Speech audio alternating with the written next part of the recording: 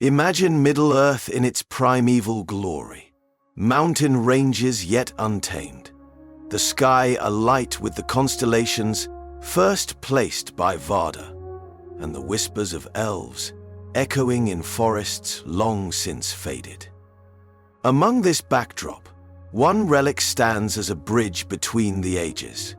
The Ring of Barahir. Unlike Sauron's infamous One Ring, forged for dominion, Barahir's ring is a testament to loyalty, sacrifice, and unyielding defiance. A symbol crafted long before the shadow of Mordor stretched across Middle-earth. The story of the Ring of Barahir begins in the First Age of the Sun, a time when the Noldor waged unrelenting wars against Morgoth, the first Dark Lord. This ring was a gift from Finrod, Felagund, the wise and valiant elven king of Nargothrond, to Barahir, a human chieftain of the House of Beor. Crafted by the finest elven smiths, the ring featured a symbol of two serpents intertwined with eyes of green jewels encircling a crown of golden flowers, an emblem of Finrod's house. Finrod bestowed the ring upon Barahir during the Dagor Bragolach, the Battle of Sudden Flame, in approximately 455 of the First Age. It was a pledge of eternal friendship and an acknowledgement of Barahir's heroic deeds in saving the king's life during the chaos of war. In an age where alliances between elves and men were rare, the Ring of Barahir signified an exceptional bond between the two races. As the tide of war turned against the Free Peoples, Barahir met his end in the wilds of Dorthonion. His son Beren carried on the legacy of the ring, even as he endured a life of outlawry.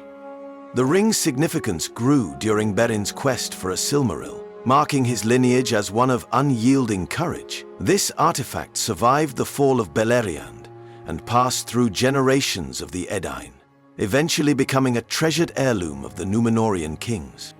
It was during the Second Age that the ring resurfaced in the hands of Isildur's ancestors, a lineage of proud men who would later establish Arnor and Gondor. By the time of the Third Age, it rested with Aragorn, the heir of Isildur, serving as a tangible link to his noble ancestry and his right to claim the throne of Gondor. While the One Ring was forged in 1600 of the Second Age by Sauron in the fires of Mount Doom, its purpose was sinister. Unlike Barahir's ring, a token of honor, Sauron's creation aimed to corrupt, control, and destroy. The One Ring's allure and malevolence contrast sharply with the quiet dignity of Barahir's relic, which never sought to dominate, but to symbolize enduring fidelity and valor. As the First Age came to its catastrophic close with the War of Wrath and the sinking of Beleriand, the Ring of Barahir survived the upheaval. It traveled with the descendants of Beren and Luthien, a lineage intertwined with the fates of both men and elves. This bloodline became central to the foundation of Númenor in the Second Age, where Elros, the half-elven brother of Elrond, took the mantle of the first king of Númenor in 32 of the Second Age. Though the specific whereabouts of the ring during Númenor's height remain unclear, it is believed to have remained in the possession of the House of Elros, a testament to the alliance of elves and men during the First Age. When Númenor fell under the shadow of Sauron, leading to its destruction 3319 of the Second Age, Elendil and his sons Isildur and Anarion escaped the cataclysm. They carried with them precious heirlooms of Númenor, including the Palantiri, the scepter of Annúminas, and the Ring of Barahir. In their exile, these artifacts became symbols of their enduring legacy and claimed to leadership in Middle-earth. In the Third Age, the Ring of Barahir served not merely as an heirloom, but as a physical reminder of the ancient alliances and sacrifices that shaped Middle-earth.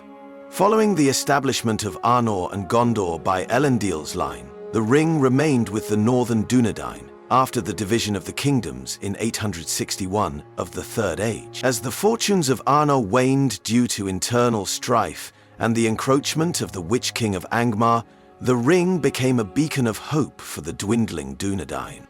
By the time of Aragorn's ascension in 3019 of the Third Age, the ring's significance was twofold. It was a claim to his heritage and a promise of unity between the free peoples of Middle-earth. Given to Aragorn by Elrond as a token of trust and remembrance, the ring symbolized the connection between his destiny and that of his ancestors. The One Ring, by contrast, represented the antithesis of Barahir's ring. While Barahir's relic was steeped in honor and the legacy of loyalty, the One Ring corrupted all who came into contact with it, twisting even the noblest intentions.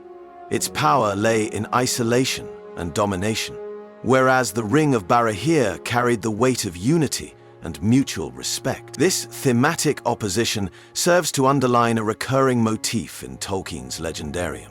Power derived from cooperation and sacrifice endures far longer than power born from domination and malice. The Ring of Barahir also reflects one of Tolkien's most enduring themes, the importance of small but significant symbols in shaping the grand narrative of Middle-earth. Though it held no magical power, its symbolic weight was immeasurable.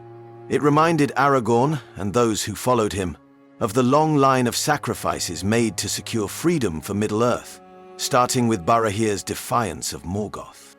With Aragorn's coronation as King Elessar in 3019 of the Third Age, the Fourth Age ushered in a time of renewal for Middle-earth. As the ruler of the reunited kingdom, Aragorn wore many symbols of his heritage. Andoril, reforged from the shards of Narsil, the Elendilmir, the Star of the North, and the Ring of Barahir.